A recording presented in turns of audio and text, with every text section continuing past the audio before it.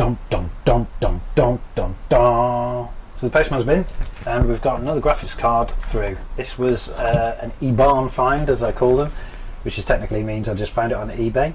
I paid a crisp 18 English pounds for it, and it's not too bad. It's quite a large card, to be honest. It's a point of view Nvidia GTX 580.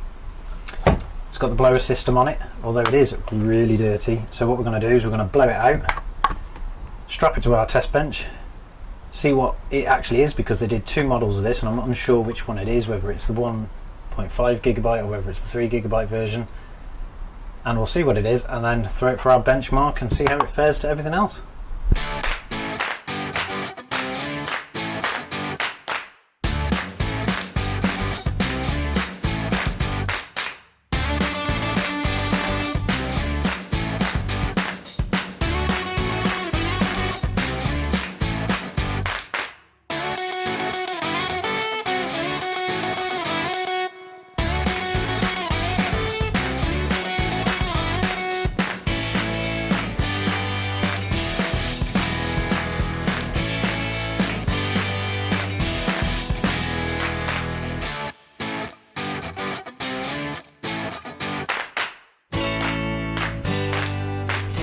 So we've got the graphics card all installed and all the drivers are up to date and it works.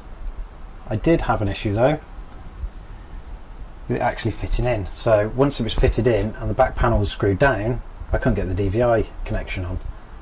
One of the panels actually pushes out the way, so what I've had to do is loosen this off, and then I've managed to get it on fine, and then we've got a picture up.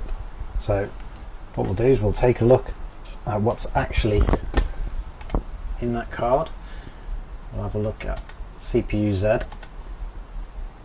and give us a bit more detail on what it is.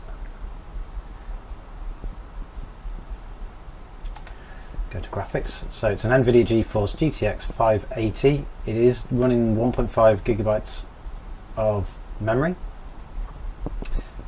and it's GDDR5. So it is what we bought, and we'll give it a bit of a benchmark using the standard benchmarking tool that I've done for all the other cards, Tomb Raider.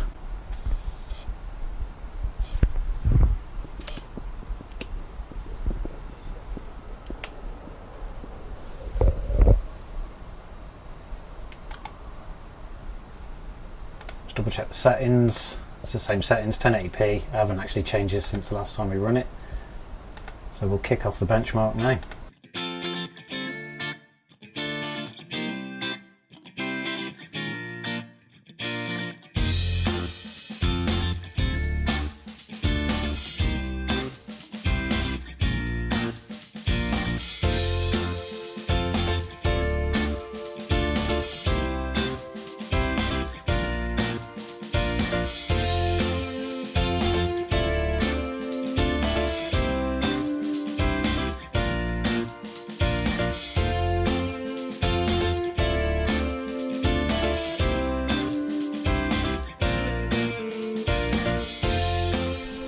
And that's the score. So we've got an average FPS of 58.8, which actually beats the onboard Vega 8.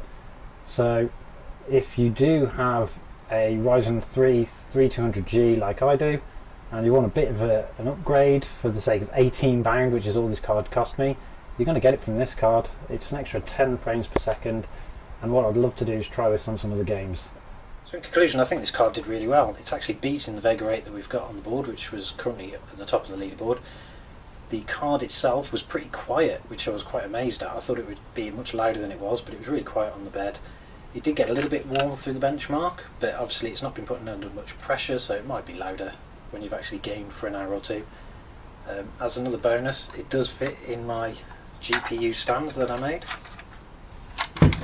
It sits up quite well, so it'll be on display with all the others. I think this is actually a really cheap upgrade if you want to go for it. So it's £18, that's all in, that was including postage that I got it for. I'd love to try it on some other games though, to see what it can actually do, to see if it can really game in 2020. But apart from that, I think it's really good. If you want to see some more videos of this card in action, see what it can actually play, remember to subscribe to the channel and I'll do some videos for it later.